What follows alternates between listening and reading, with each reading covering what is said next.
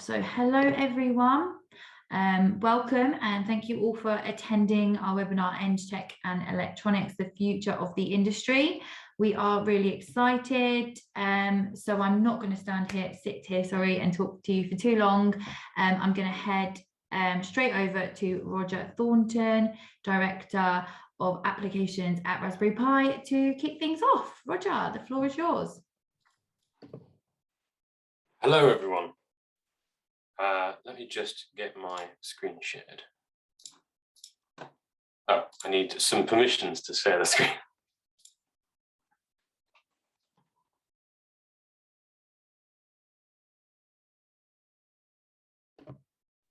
Sorry, I know this is probably now me that needs to allow screen sharing.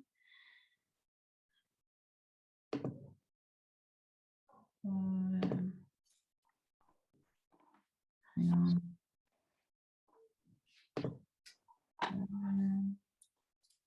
Allow. It just says make host. Shall I just make you the host for now, Roger? Sounds like a good idea. There you go. It should be working now for you. Sorry, everyone.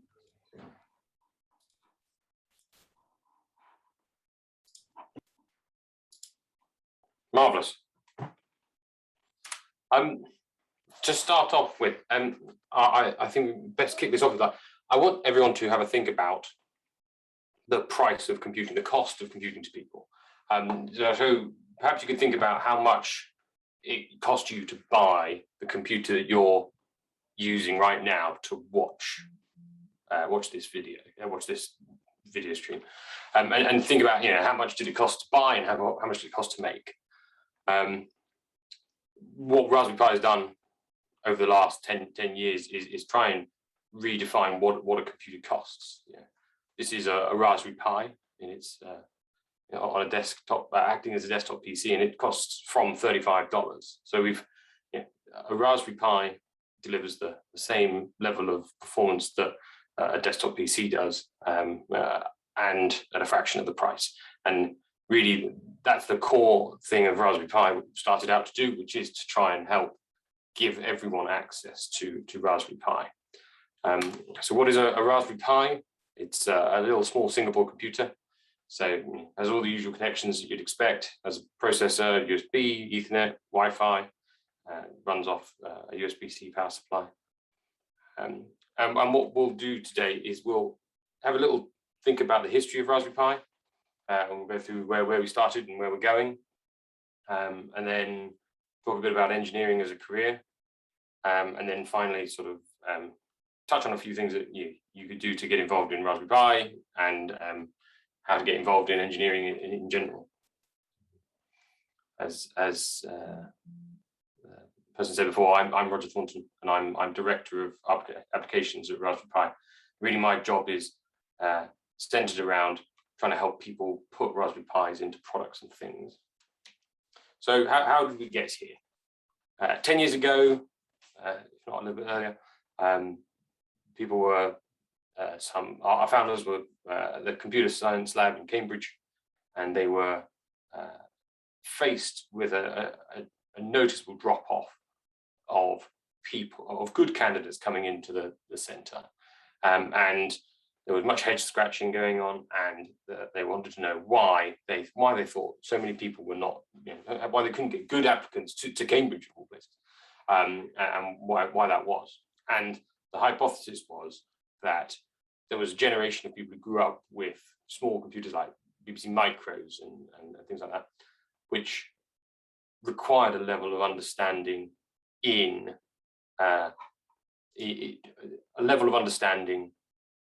of how the computer worked at a low level to get any functionality out of it.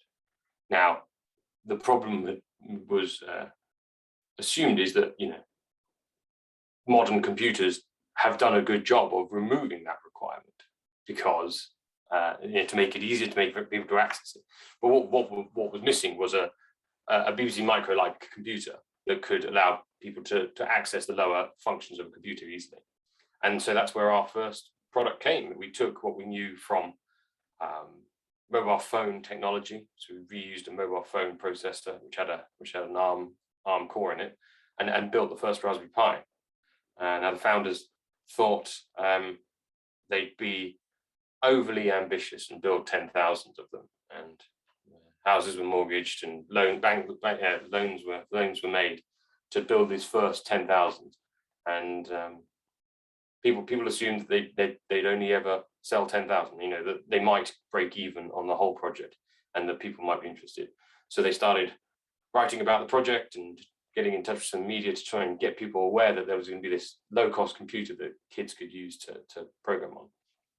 And within the first 10 minutes, they'd sold all 10,000 of them when they went on sale, and pre-orders had gone past 500,000 units, and that was in the sort of first year of launch, which came as a surprise to everyone, and posed a proper challenge for the company. You know, how do you go from something that was built as a hypothesis to a scaled product and do that rapidly?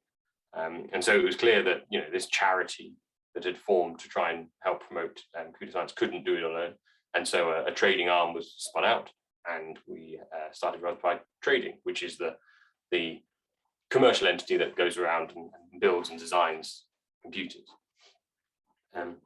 So over the 10 years, Raspberry Pi has developed. It's grown. Smaller form factors. It's got. We've tried to reduce the cost of computing even further, so we've gone down to a $5 computer product to try and to give computing access to sort of very low value compute areas. And our flagship computer, the Pi 4 now, that's grown into a computer that's 40 times the speed and the performance of the first one that was started 10 years ago. And our unit sales have grown and grown, and we now sell about 7 million Raspberry Pis a year, pretty much around the world. Around 100 countries are serviced by part of the reseller network of people who sell Raspberry Pi on. And this huge growth has allowed us to design new technologies and build better products, and we've been able to build some of the things that we envisaged 10 years ago.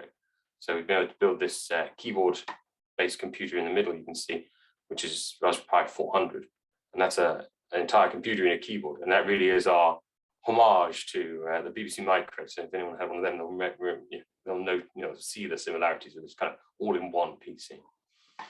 And part of that huge success in computers, we've sold 43 million Raspberry Pis now, and have the lofty accolade of the UK's best-selling computer of all time. And that success has allowed us to develop into other areas. So we've been able to build a bigger engineering team to do more ambitious projects. And the project in the bottom right is our sort of our latest venture. So we are a computer company that designs and sells computers, and we're now also a silicon design company. So we designed our own microcontroller that was released earlier in the year in 2021, and that is that's a culmination of about 6 years worth of engineering work that's had to be done on the down low to allow us to build and become a semiconductor company as well. So these are, this is our consumer side of the world. As I mentioned, Pi 400 really serves as that key product that goes into schools and goes into children's education, where they can do everything. They can learn computer science from nothing to a very high standard. The success of the company has allowed us to donate a huge amount of the money to the charitable foundation, whose mission is to expand and further children's education in computer science. And this consumer side is where we started, and that's what we always wanted to help with. And we are seeing that, around 80,000 children every day interact with a Raspberry Pi in some sort of educational setting. And we've sold, there are clear lines between the code clubs and the Raspberry Pi jams that have led to a good increase in computer science understanding and education. And the second area where we see Raspberry Pi is that a $35 PC was interesting to kids. It's the price of a textbook, but also it was interesting to the industry, industrial world. People, there's a baked-in orthodoxy in industrial world that computers cost a lot of money, and we were able to upend that.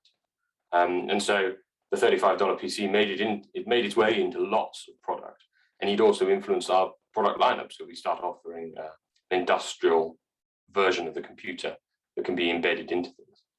And we see Raspberry Pis appearing in all sorts of places: car chargers, digital signage, a lot of sort of the Internet of Things gateway market is run on Raspberry Pis. And we also see people building software services on top of things. So people are building thin clients, they're building software services, they're building voice, call center software on Raspberry Pi because they're cheap, they're well designed, they're low power, and they're resilient. There are no moving parts inside them. And this industrial market we have seen grown huge and huge, grown in big strides. We've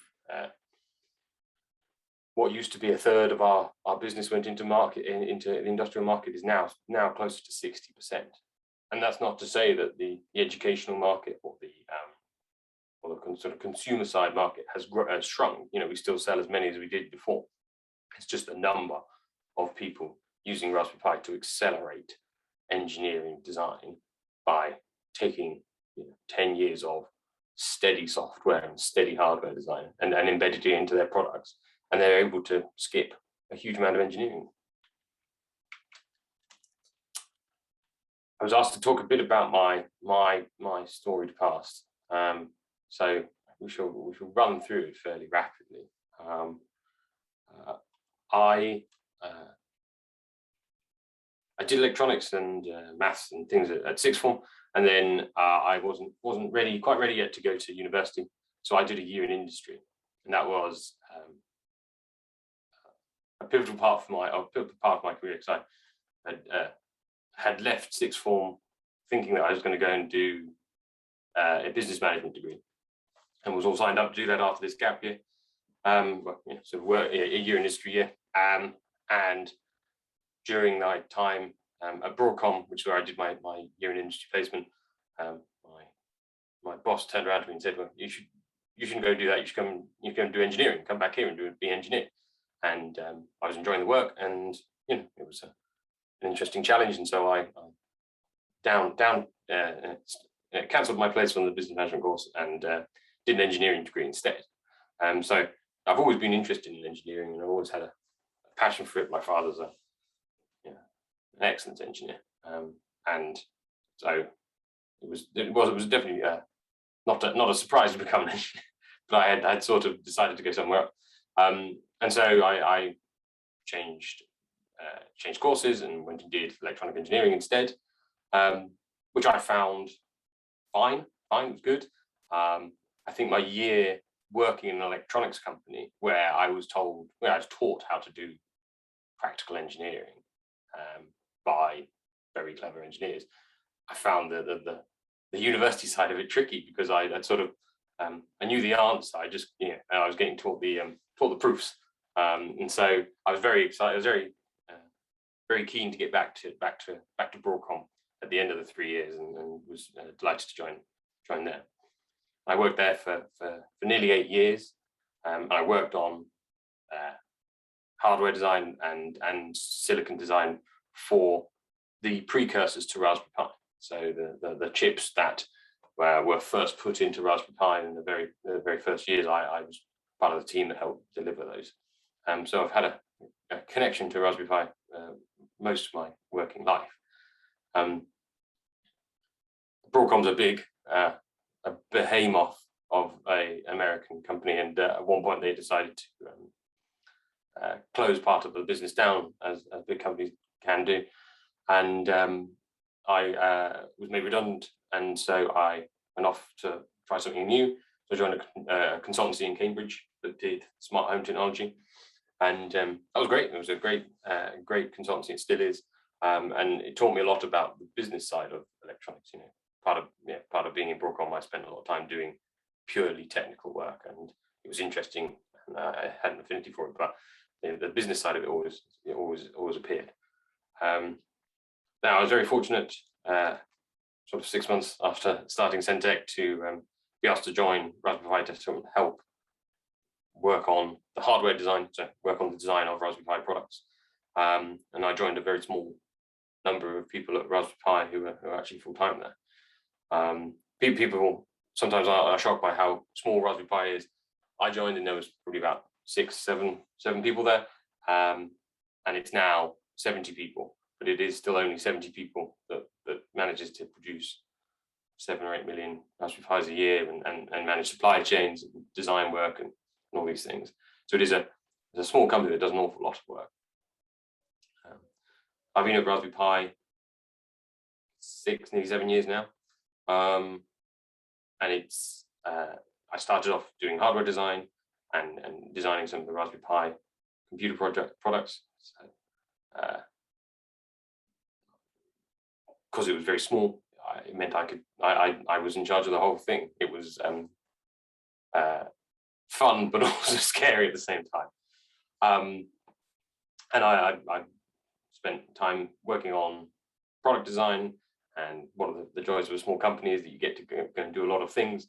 So I worked on product design, product manufacturing, test, also around the regulatory compliance and sort of the world of RF engineering as we added those things to the computer. And then in 2018, I went back and I sort of, I realized that just pure engineering was great, but there was something I wanted more to do, and I wanted to sort of help. I wanted to be part of the business side of engineering as well. And so I was very fortunate enough to be able to go and do an executive MBA at the University of Cambridge Judge Business School, which was 2018 to 2020. And that helped me understand more about how the world of business works, as well as how the engineering side of things work. And that's really helped propel things forward. So as a result of that, I started building a team at Raspberry Pi. So we now have an applications team whose interests are in looking after customers who build products with Raspberry Pi. There's 60% of our product goes to industrial world, and understanding that those consumers and building product to help them is really what we're trying to do.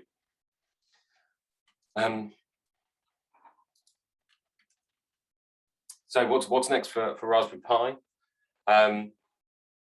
We're going to continue spreading this kind of ideal that computing shouldn't cost too much, and that we really believe that Raspberry Pi can be the general purpose computing platform that everyone can use, whether it's learning how to use a computer, whether it's using a computer for day-to-day tasks, or whether it's building product around it. And the challenges around allowing people to see that that's possible with Raspberry Pi, and also making sure that you can get Raspberry Pi anywhere in the world. I was asked why do engineering, and it's a fun question. I can't answer it for you, but these are why I like engineering, and then why I've liked electronics. Is I have always enjoyed working out how things work. It's an oft cliche sentence of, as a child I was taking things apart, but I've been taking things apart my entire life. I'm not very good at putting them back together, but at least you understand a bit more of how they work inside. I like the idea of being able to make things better, whether that's a cultural thing, like opening the access of computing to younger people, or improving efficiency in something. Making things better is a great thing that engineering develops. Engineering doesn't allow you to be static. There is very few things in engineering where you learn something and then never have to deviate from that learning. And so this kind of idea that you are continuously having to learn to keep up. You have to develop new skills, you have to develop new ideas, and that is a really good one, especially someone who enjoys starting things, but perhaps not finishing them.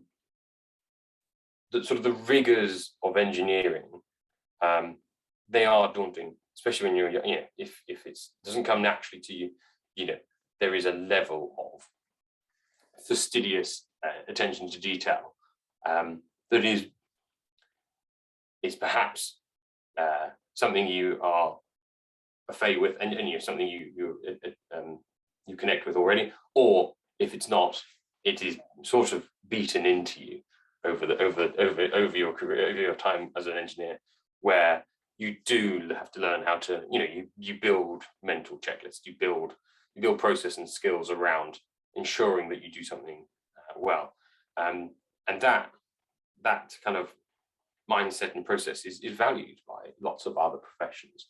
And so there is this, engineering opens doors to lots of other places, because engineering is a sort of a transferable, there's a huge number of transferable skills within engineering. And the other thing about engineering is it's vast. It covers basically the entire built world.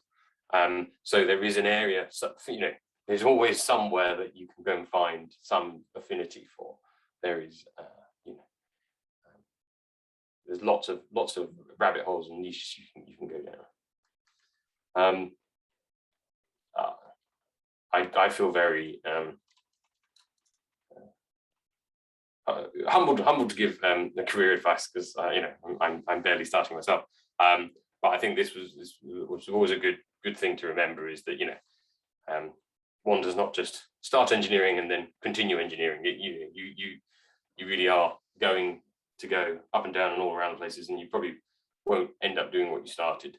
And equally, the idea that one should get from one point to another and that be the goal seems a bit fruitless, and that you really are there to kind of learn along the journey and such.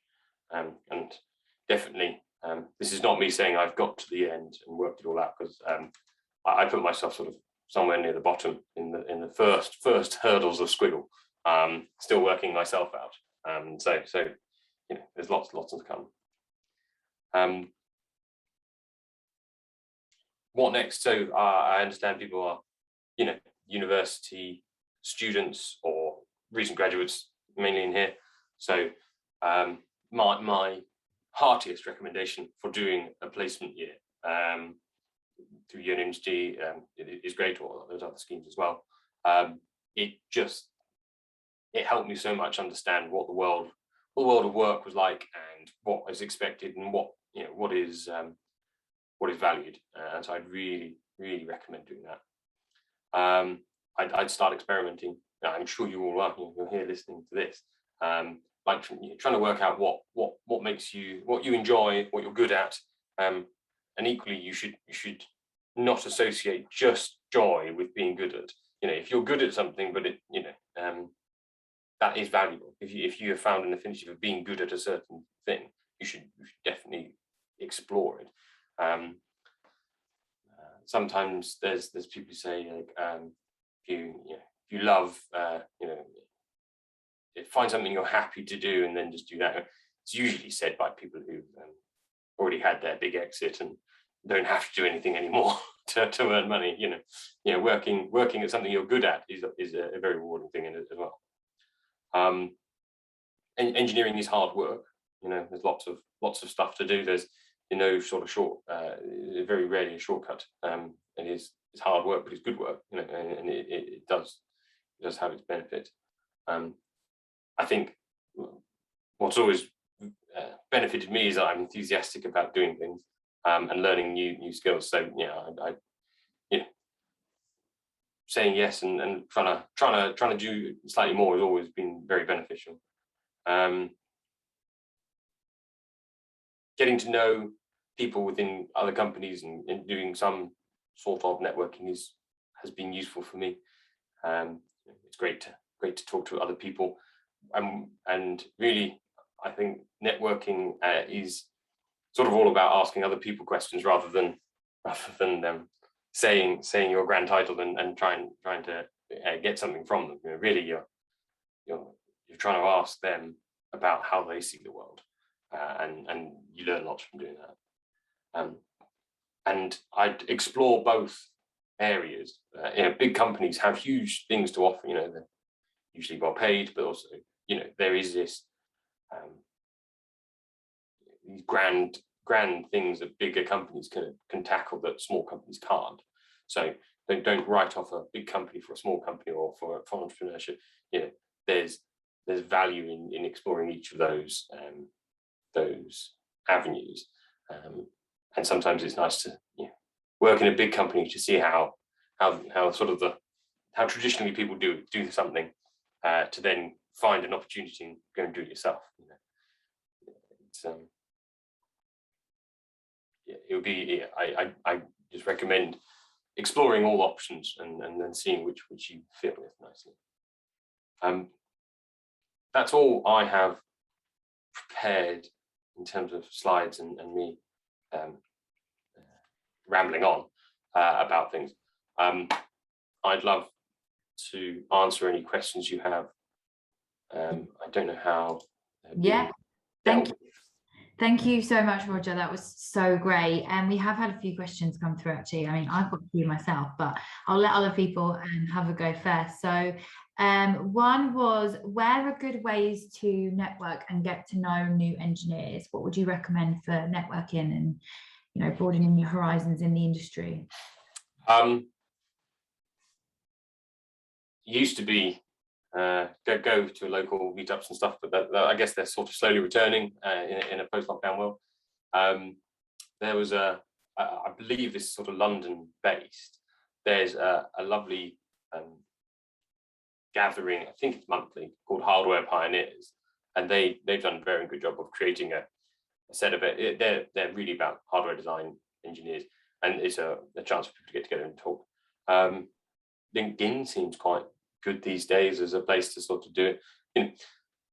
Networking, as I said, networking is really about sort of trying to get to understand other people rather than just having a Rolodex of people you can call. So approach networking as a chance to learn rather than as a chance to somehow forward your endeavors is probably how I would approach it. Yeah, Hardware Pioneers are amazing. They've actually got an event next week as well that we can share the info for anyone that wants to come along to that one. Heartily recommend the sort of panel near the end of the day, which I am on. Exactly. Let everyone come along and see Roger in person, give us another talk. Do you think that small businesses, I know also you kind of touched on this in your last bullet points, but do you think that small businesses are the best place to start out for graduates? I don't think there's a sort of didactic kind of one line here. I think the really important thing is that pick a company and pick a boss that you think will take time to talk to you about how the world works. If you want to work somewhere, especially when you're young, where the person you're reporting to or the people around you are willing to talk about how stuff works. You don't want to work in a place where you are told to do a job and that's the end of it. You want somewhere that you can do that job well. There's no getting around that part. But go and work somewhere where someone will take 10 minutes to explain why it is you're doing that, or tell you why that might not. The people who give you their experience. That I think that's the more important thing. And sometimes small companies are great for that, and sometimes big companies for that. Certainly, starting a company very young, you need to you'll need to surround yourself with people who are going to tell you how to get things wrong. That's always my thing. Yeah. People who are willing to invest a bit of time in you. That's what you should work for. Yeah, everyone's different, aren't they? So obviously some things will work for some people, some things will work for other people, and I think that, like you say, there's no right or wrong, black and white answer to that one. One more question is, has COVID-19 had any impact on the sort of projects that you guys have been working on and your innovation? COVID-19 was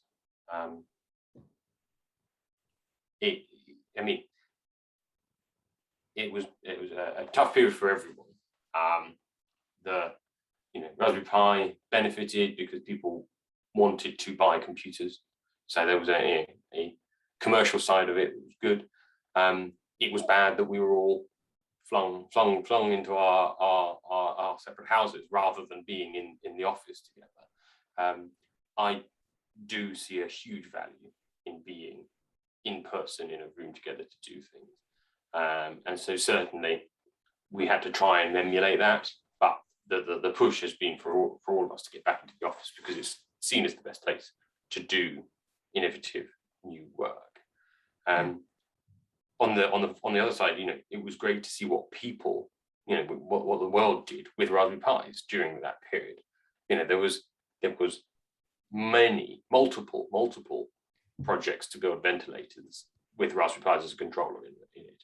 It wasn't just one person to get like several ventilator projects were built around Raspberry Pi, and that was amazing to see.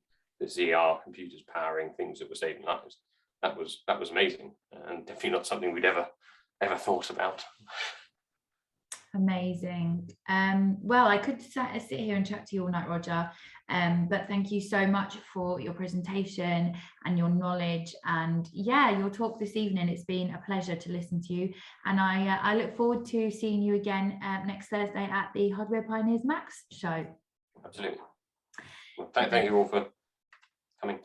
No, thank you so much. I'm now going to invite back onto your screens my lovely panel for this evening in the form of Cameron, Max, and Jousef. Hello, guys. How are we this evening? If you could stop sharing your screen for me, please, Roger, just because at the moment I can't actually see all of my panel. Fantastic. There we go. Welcome, guys. Thank you so much for joining us again this evening. So I thought I wouldn't do you guys justice in introducing you. So I'd like you to kind of go around and tell us a little bit more about yourselves and your business. So Cameron, you're directly to my right, so I'll start with you. Perfect. Thank you very much, Anna. Lovely to meet everyone. Hope you're having a good evening so far. Yeah, my name's Cameron. I am Honeycomb Network's CTO. So I'm in charge of our technology and our innovation team. We're a London-based startup that spun out of Imperial College, London, which is where I went to uni and did a master's in mechanical engineering. And we're developing e-scooter and e-bike storage and charging points, which is a bit of a controversial topic considering the past 2 days. I don't know if you've been following the news, and there's been much debate over private e-scooters and rental e-scooters. But yeah, we were a startup that span out of an entrepreneurship module in the last year of university. My own background, I did maths, further maths, physics and French at sort of very nerdy A levels. And then I came to Imperial to do an integrated master's. And while I'd been at Imperial, I'd always wanted to start something up myself. I'd had silly ideas, wanted to set up a 3D printed jewelry company at one point. I've designed voice controlled, voice activated buttons with people who are disabled to use lifts. I've done a whole load of things in the past, and in my last year of university, I went and bought an e-scooter because I lived in London, and I'd seen loads of people using them, and I'd seen how sort of fast the uptake was, even though these things weren't legal. So yeah, I went and bought one, and yes, I am breaking the law. And I use it, I used it to get to university, to the gym, go to see friends, etc. across London. But what I quickly realized was there was nowhere in public for me to securely, first of all, store my scooter and also charge it. Most bike racks don't allow locking of e-scooters because of the dimensions of the wheel, the geometry of the wheels. So I had to carry it around with me wherever I went, it's an absolute pain. These things are not light, they're quite heavy, they're about 15, 16 kilograms. So I turned to my flatmate at the time, so Gabriel, who's our CEO, and I said, listen, there's got to be something we can do with our degrees. He's also a mechanical engineer. There's got to be something we can do with our engineering degrees here. So we sort of racked our brains and we said, right, let's do it for the entrepreneurship module. We'll get uni credit for it, and then we can play it by ear and see how we go. So yeah, we did that, and it came to sort of January, and we were doing really well with the project. So we decided to carry on whilst we were also studying in our last year of university, and ended up raising money from the government and also privately, and we've carried on ever since leaving uni. And we can talk more about the tech and our funding journey and the challenges, etc. Later on. But I'll let the other panelists introduce themselves as well. Amazing, thank you so much. Yeah, I'm excited to hear all about like what you guys have been doing and yeah, the journey to where you are now. But Jousef, please introduce yourself and a little bit about your business, and yeah, tell us all about Monolith. Correct. Yes, thank you so much. Also, thanks for the kind introduction. I'm Jousef. I'm product marketing engineer at Monolith, also a spinner from Imperial College. So I think it's a coincidence, maybe a coincidence. Founder was Richard Alfeld, and it was founded in 2016. The goal is basically to use engineering data and basically accelerate product development processes using artificial intelligence. So that's kind of the crisp pitch of what Monolith actually does. And I recently joined the company. So also some very interesting questions while Roger was presenting. For example, like, would you join a startup as a freshman? I worked for 2 startups, so I work for another company also in the CAE space. Very interesting. Yeah, would only recommend going into a startup if you can, maybe even during your studies. But yeah, we are currently 25 people, around 25 people at Monolith, a growing company. Recently closed Series A funding, £8.5 million. Wow. So yeah. Congratulations. Thanks. Yeah, super excited to hear obviously a bit more about your guys' journey as well. But in the meantime, last and certainly not least, Max, did you also go to Imperial College London? Have we got a full house here? No. Hi Anna, thanks. No, I went to the University of Bath. I just graduated actually as well. I did a master's in mechanical and electrical engineering. And actually, it's funny that Raja mentioned so much about placements as well, because that really changed my perspective. I did a placement in medical research, so in medical engineering, and we made lots and lots of like I saw how engineering can be really used to help people's lives, because generally, we have new laptops and new phones and new TVs, and they get bigger and faster and smarter, and okay, cool. But like when you do medical engineering, you see how much impact engineering can have. And that's what kind of led me to my business. So I'm co-founder of Epowar. We're making an app that can detect when people are being attacked. So it's designed for women working at home primarily, because at the moment their usage is the most, their needs are the most. But it should work on anyone. But yeah, it uses AI to detect when someone's heart rate and motion signal that they are being attacked, and it will respond accordingly by calling police and certain friends and stuff like that. I think those are pretty much. I think that's pretty much it on Epowar, yeah. Wow, yeah, it's incredible. Like what an amazing kind of like business and product that you guys are creating. And obviously you kind of all come from being like university students and then kind of going into business some way.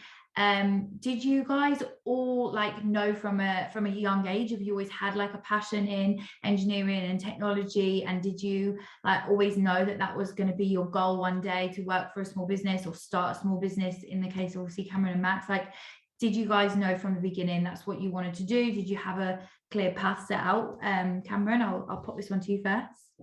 The answer is no regarding the startup. Did I know in my last year of uni I was going to start a startup? No. I did want to start one up eventually, but I thought I was going to go into a big company first. And I'd always talked to my sort of personal tutor at uni about it, and he'd always given me advice, go to a big corporation first, learn how it's all done, and then go and start something up for your own. So I kind of bypassed that a little bit, and we'll find out in a couple of years' time if that was a good idea or not. But I was always focused on engineering, maths, physics. That was always the things at school that I found the most interesting. But yeah, did I know I was going to start a startup? No, I did not. Another thing as well is that I'm quite what would the right word be? I quite like just going out and doing something and just getting on with it, as opposed to maybe being told what to do or given a bit of work to do, I like to just go and do it myself and work out how to do it. So I think for people who function like that, startups they sort of come naturally, or they're a bit easier for people who are just like go-getters and they'll go and do it. And that was definitely me. Yeah. Amazing. And so Max, did you know that you eventually wanted to start a business in engineering? What was it that kind of made you want to create this kind of engineering business? Did you have a passion for it when you were younger as well? Well, business, no, not at all. Like, I was probably the furthest thing from business you could imagine. I was like Cameron, the nerdy kid that loved maths and physics. In high school, I actually kind of ran a business. I would, do you remember when you could jailbreak iPhones? Yeah, so I used to do that, and I used to charge people for it. I was always that nerdy kid. And I always liked anything software and anything like hacky related, anything that I could, kind of go sideways into. And that's what led me to engineering, because engineering is always about going from every different possible angle. And sometimes, the straightforward one works. 9 times out of 10, no way.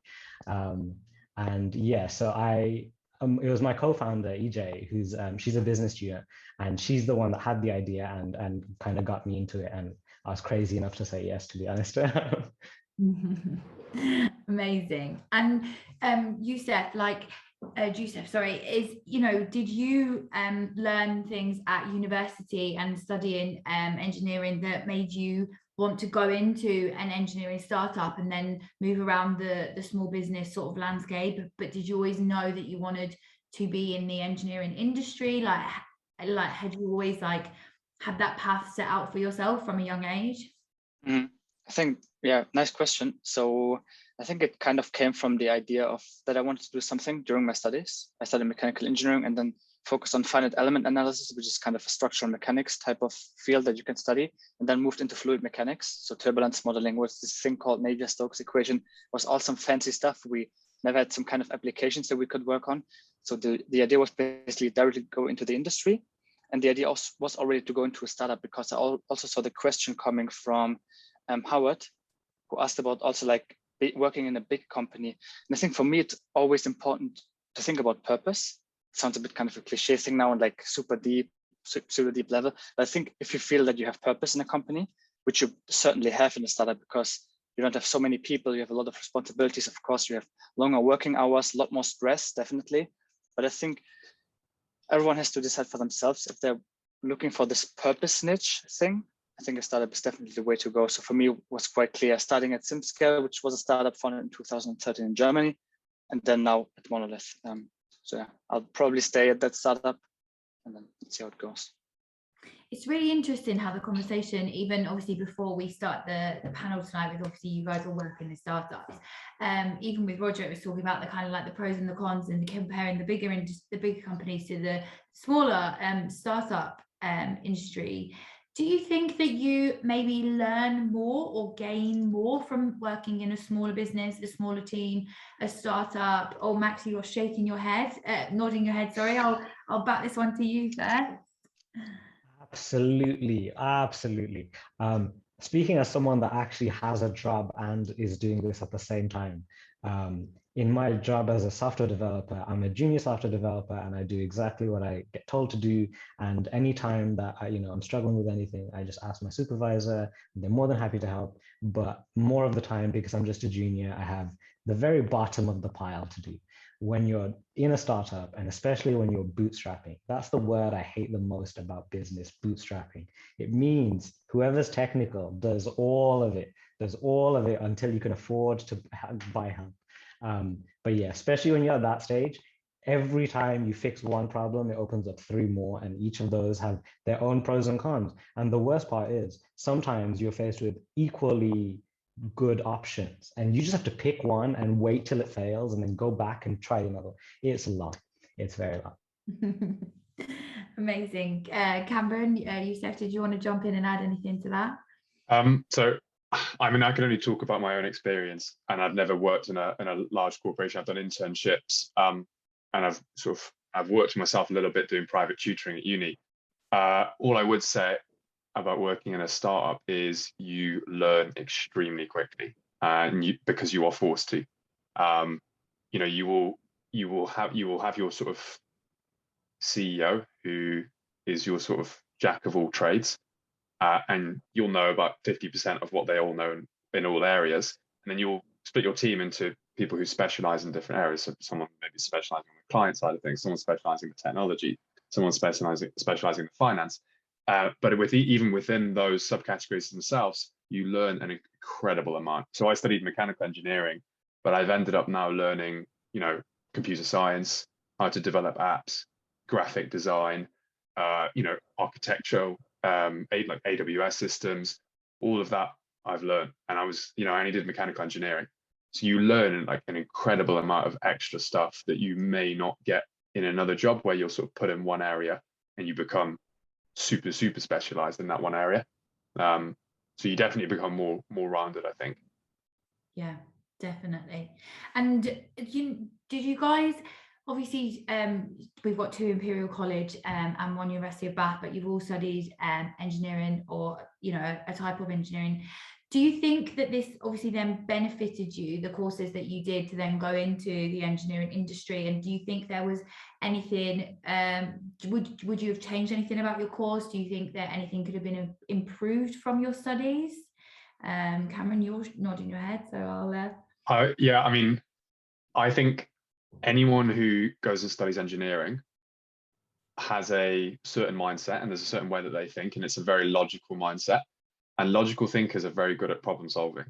And most startups aim to solve problems. So there's a really strong link between startup founders and engineers. I'm not saying that all startup founders will be engineers, but there's a really strong link and relationship there because we are problem solvers and because we have the skills and we've worked at uni on projects and we've worked in teams and we've all worked on a uni project where someone's not pulled their weight, and we've already experienced all of that before we even get into industry. So there's definitely something about having studied an engineering degree that helps you in a startup for sure. And in terms of, do I wish there's anything that that could have been improved with my university? Probably not at all. Actually, Imperial are amazing for helping startups and providing that support. In terms of my education before Imperial, though, there's one thing that I wish, and that was that I'd been taught computer science. I know that in schools nowadays it's becoming more common to be taught computer science, but I was never taught any form of programming. And I think nowadays you will struggle to get away with starting any sort of company without at some point having to do some form of programming or some sort of app development or technology or sort of digital development. So that was what I wish, but that was what, like 6 years ago now. So things have changed. 6 years ago, such a baby still. Jousef, what about you? Obviously being at Imperial College as well, what were your thoughts? Would you have changed anything? What did you think to obviously what you studied and how that benefited you?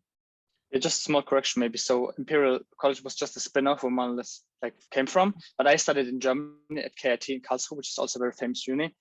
I would agree to what Cameron said, but certainly I think classical education, I'm kind of the pessimistic guy now. I think classical education itself is a bit dead, I would call it, because we see a lot of people, especially during the pandemic, going to YouTube or other platforms, getting those certifications, getting the education from somewhere else. And I think we definitely have to make the step into the direction of teaching, especially engineers, better, and not just because when I think back in uni, we had so many subjects, but scratching the surface of every field, and then in the masters you could delve more into the topic you wanted to delve into.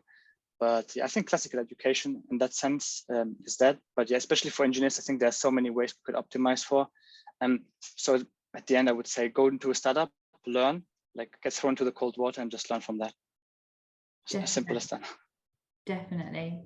Max, did you want to add anything onto that? And then I also want to add on to the question, what have some of the biggest challenges for you in your journey so far been? I know we've obviously touched on bootstrapping, but yeah, what would you say some of the toughest challenges throughout, even education and then obviously starting up the business yourself? Talk me through some of them.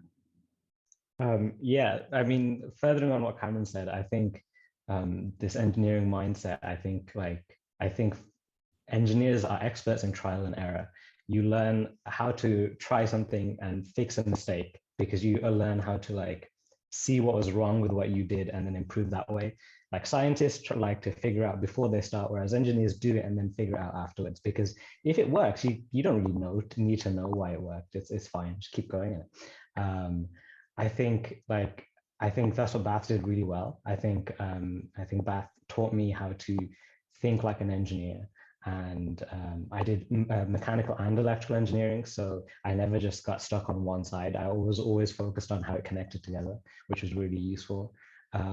But I think if I had more experience and more chances to work with students from other departments, like for example business, because Epowar only started because me and EJ are both in the same like optional German class.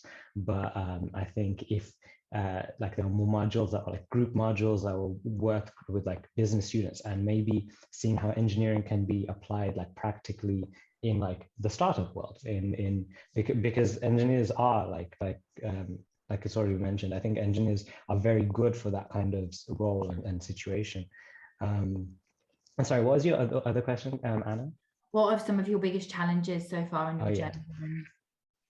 Yeah, no, definitely bootstrapping, biggest challenges. But also, I think it's just that like the thing that you find when you're at university is that the things that you Google, the things that you're trying to like solve, are things that have been done, and therefore there's always an answer for them. And the world of startups is hopefully you're trying to do something that hasn't been done before, and therefore you end up finding a point where there's no one to help you and you just have to figure it out.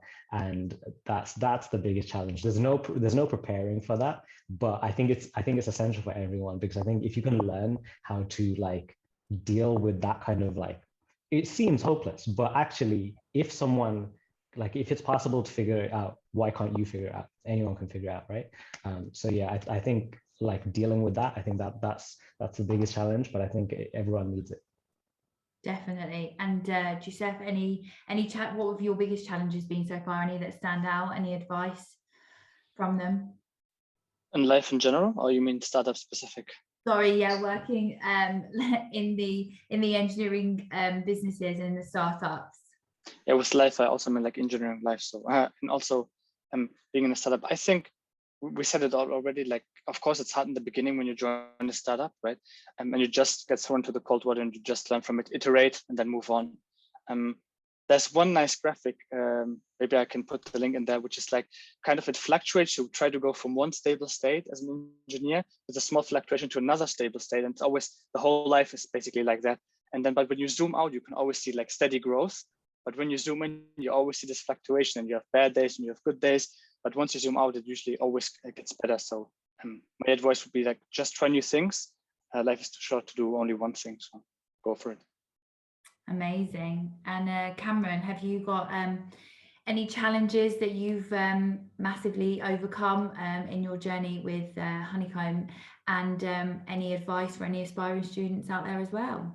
We've had quite a few challenges. We've had political challenges, we've had financial challenges, we've had technical challenges.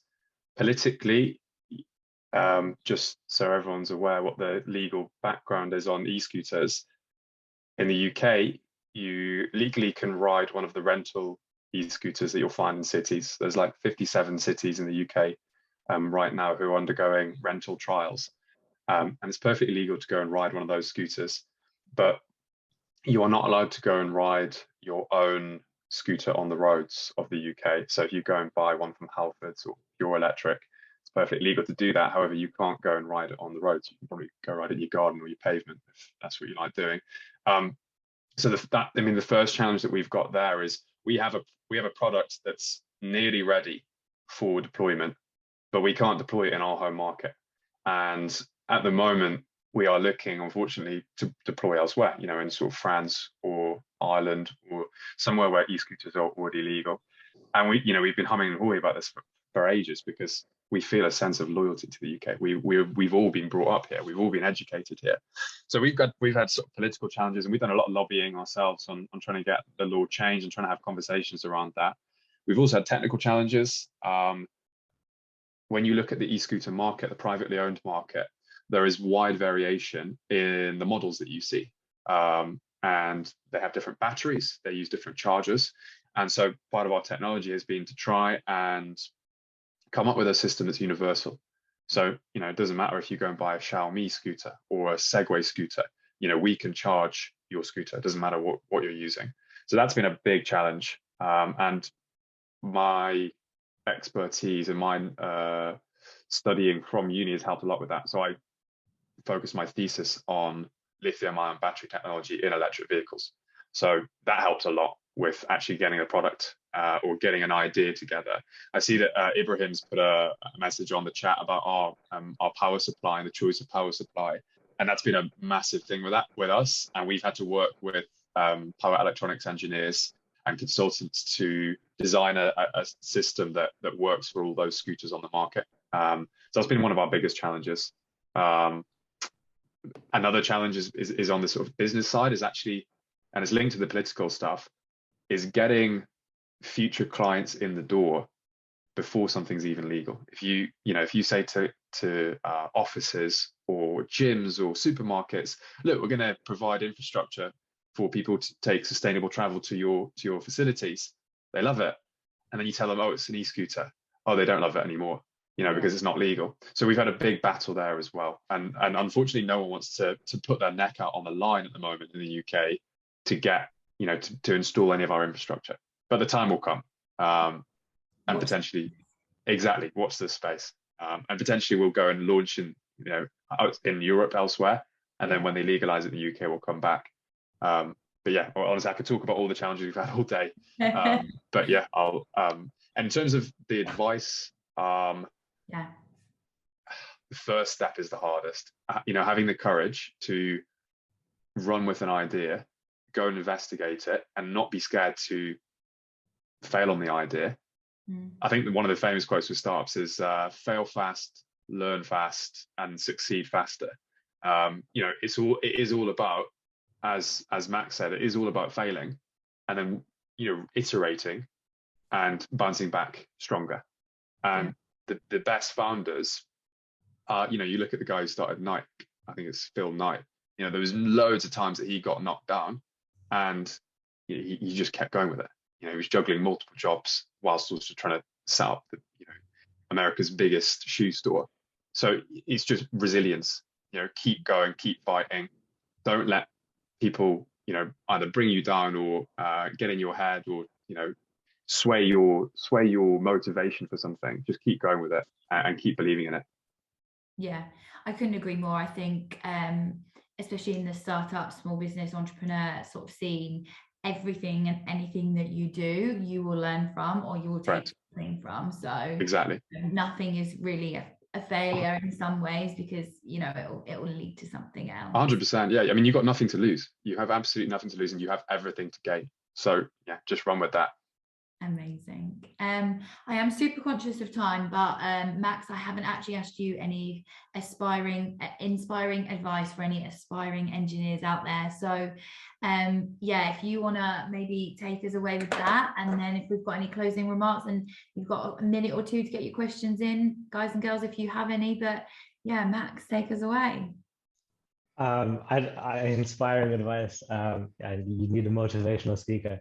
But I think for engineers, like we've all made clear, just fail fast and succeed faster. Like if you get used to being uncomfortable with whatever situation you're in, and being able to think, okay, it looks like it's a mess, but actually this is kind of okay, this is kind of okay, and maybe if we combine them together, this is the solution. You'll be fine. You can do anything. And not being just okay with being a small cog in a massive system, because if you do that, it's more than fine to do that, and then most people live very comfortable lives doing that. But as engineers, I think we're people that can actually be a big cog. We're like, if you're engineers, you've got a whole good system in it. And I think if we try to do a bit more, all of the engineers between us, we can do a lot. We can do a lot rather than just being satisfied with being, that tiny cog. Yeah, I couldn't agree more. And basically, to sum it up, Howard has put in the comments that Babe Ruth, the American baseball legend, set records for home runs, but he also struck out more than most batters. So I think, you know, you've got to have a go at it to succeed in some ways. But no, thank you so much, panel, each and every one of you. You have been super inspiring, and it's been amazing to hear about, obviously, your careers, your education, and what you guys are up to now. So everyone will watch this space, and I'm assuming we can connect with you all on LinkedIn as well, to follow what you guys are up to with all the businesses. And I wish you good luck. But yeah, thank you so much, and thank you everyone for joining, and thank you again to Roger. Thanks. Thank Bye-bye. you, Anna. Thank you, guys. Have a good evening. Good evening. Cheers. You guys too. Bye.